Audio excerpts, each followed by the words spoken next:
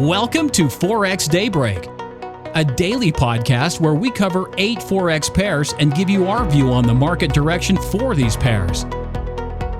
If you are trading Forex market, this is the #1 show to start your trading day. Now, let's begin today's episode. Good morning everybody and welcome to Forex Daybreak episode 39. In this daily Forex update, I will give you my view on 8 Forex pairs I analyze using Elliott wave principle. My name is Ville Vainio and today is 1st of October 2015. This podcast is recorded also as video and it is available from the members area at ForexDayBreak.com. The analysis is best viewed as video, but you can follow along with the images found on the show notes page at ForexDayBreak.com/39. Now let's get started and let's get right on to the markets. So yesterday we had a slightly different episode. Like I told you yesterday, my charts went blank, totally blank. Everything just disappeared when I updated my MetaTrader. So yesterday was all about labeling my charts again, since I didn't have time to do it on the evening before. So now all the charts have been labeled. Yesterday on the podcast I left unlabeled pound yen and euro yen, but last night I labeled those and have made a slight revision on pound yen and also euro yen. I changed the degree on my labeling, so the labeling is the same as before, but the degree is one level higher. So once we get onto those pairs, I can talk more about that. But now we can start with the first pair, which is EURUSD as always. And EURUSD has declined from the high 112.8, which I have labeled now minuet wave 2 correction. And if this labeling and wave count is correct, this decline is now the start of the third wave. So it should be a very powerful move down. And once we get below 111, it is very a strong signal that this is indeed the correct analysis on this pair. Euro has been slightly stronger recently, so this is still unclear. Also, there is no decent impulsive structure to be seen, at least not in the 4-hour chart. I haven't checked right now the low time frame charts, but let's see how this develops. I'm looking for a decline and continuation for this larger downtrend. And once we see, we can actually draw the line here. Once we see a clean break down below this level, which I just drew on the charts, which connects the recent two lows, 110.865, minuet wave 1 low and 111.045, the minuet wave 1 low. Once we reach below that level, then we are much more certain that the larger downtrend has continued. The recent corrective minuet wave 2 was quite complex, and therefore it's not absolutely certain that this has ended, and we can be open-minded with this structure, since it is still unclear if the larger trend has continued. Okay, let's move on to dollar yen. And dollar yen is still more or less on the triangle formation. I have labeled the triangle as ended. The X wave is the end of the triangle in my wave count. So WX is the recent labeling I have made. So 121.735 high is the W wave peak, and now this last low of the triangle I have labeled as minute wave X. Price now is 120.058, and as long as we stay between the trend lines of the triangle, this is very unclear. We have been making a sideways price action for a couple of weeks now, and this is not looking very bullish at the moment. And also there is a weakness, not weakness, but yen strength in other yen pairs, so they are declining, and this US dollar Japanese yen is struggling to move anywhere, just goes more or less on the sideways range.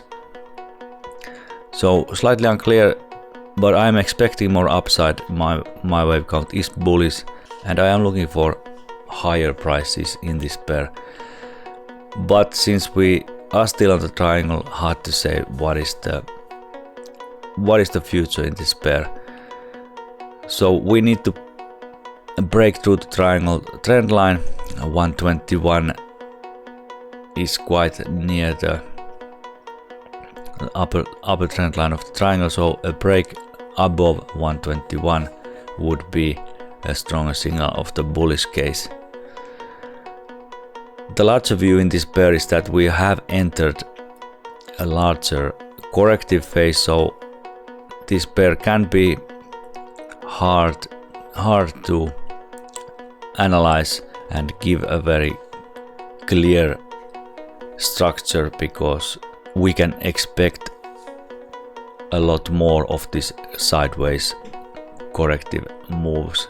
But if we see a break above 121 and see an impulsive structure, then the case for the bullish move would get more certain.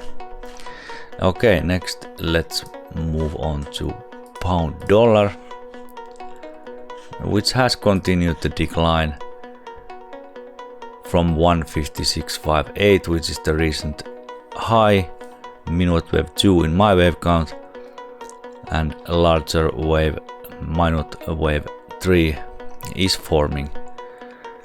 So this recent move on my wave count would be minute wave 3, but is not looking very strong compared to the first wave decline. Usually the wave 3 is much more stronger than wave 1, so I would like to see more downside on this pair until I can call the minute wave 3 ended. And also, if we would see a correction right now, it would overlap, and this is not allowed in Elliott wave principle, that waves 1 and 4 overlap. So perhaps a slight small corrective move can be seen next here, but not the conclusion of this minute wave 3. So I think there's more downside left until a larger correction. Okay, next is Euro Pound. Yesterday we saw quite a strong move down in Euro Pound. 0.7377 is now the price. The high is now 0.7435, but I'm not satisfied with this structure. This is so overlapping, and there is not a clear 5-wave structure. The upside from the low of 0.71955, which is minute wave 4 low in my wave count. Yesterday when we labeled this on the podcast, the degree changed slightly, and I'm more satisfied with this wave count right now. The structure itself didn't get any different labeling, only the degree changed, so not very large change, but still the degree I think is important. and when you get it right, it's more clear to see the wave structure and the wave divisions between larger waves. I have drawn a small trend line here connecting the recent low, which is minute wave 2 in my wave count, and this yesterday's decline. So if we stay above that small trend line, the bullish view is still intact. But if we decline more and get around 0.73 levels, we might already have seen the top here. But like I said, I'm not satisfied with this hardly a impulsive 5-way structure. But euro pound has been very choppy lately. Perhaps this can be the end of this larger correction. But let's see how this develops. Let's keep in mind that we can expect a more upside here, and this is not the end of this large intermediate wave 4 correction. Alright, next is Euro Yen. Euro Yen went lower yesterday, quite strong push downwards, and probably the continuation of the larger decline. In my wave count, this should be minute wave 3 of minute wave 3, so strong decline is expected next, but still unclear if we are still forming the minute wave 2 correction or has it ended on the latest peak at 135.387. A decline below 133.157 would be a strong signal, and a decline below 132.2 would be even stronger signal for the bearish case. My wave count, larger wave count, is looking at this as a minor wave C of intermediate wave 2 correction. So more downside is expected here.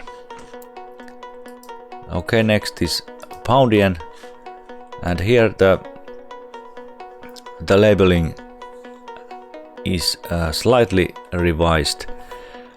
I yesterday look at this chart on a large time frame and made a slightly different wave count regarding on these latest downwards waves.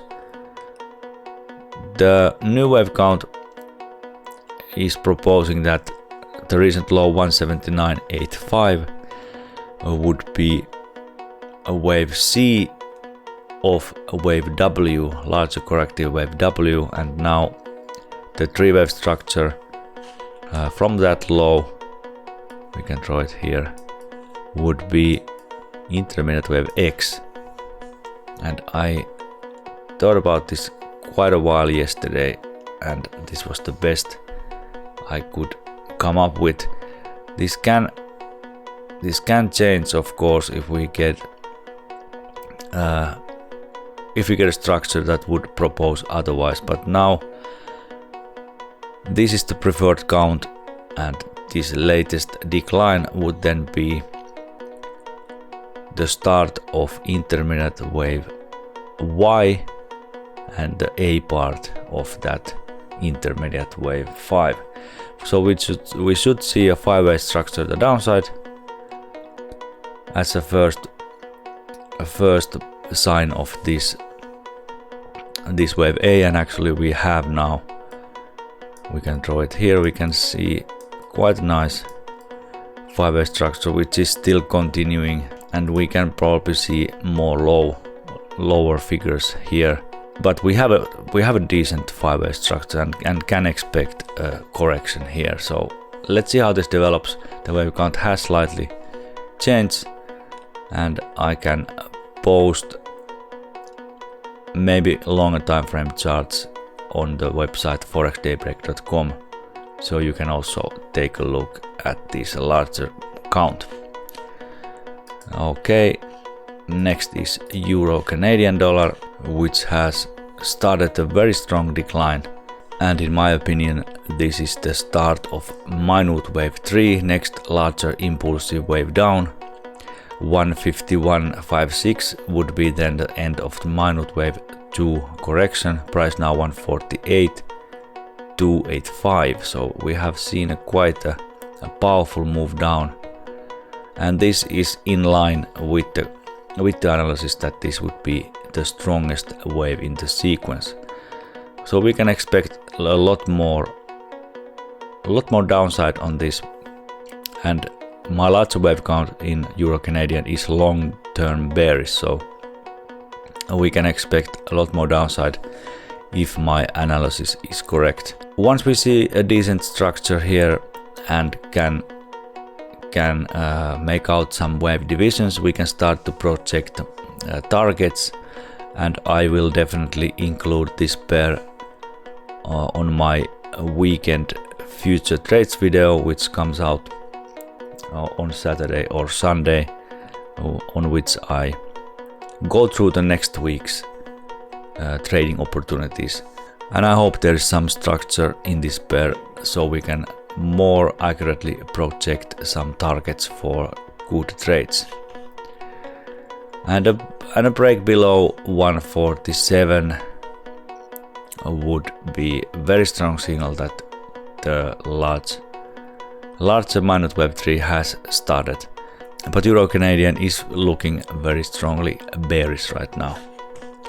Okay, finally is US dollar Canadian dollar, and the Canadian dollar strength in this pair also has been very clear. We have declined very rapidly. The 134.555 high is now minute wave 1 in my wave count, and this recent decline is then forming the minute wave 2 correction. We are now 132.82 level. This is just at the 38.2 Fibonacci retracement level, which you can see on the charts. These charts are found, by the way, on the show notes page at ForexDayBreak.com/39.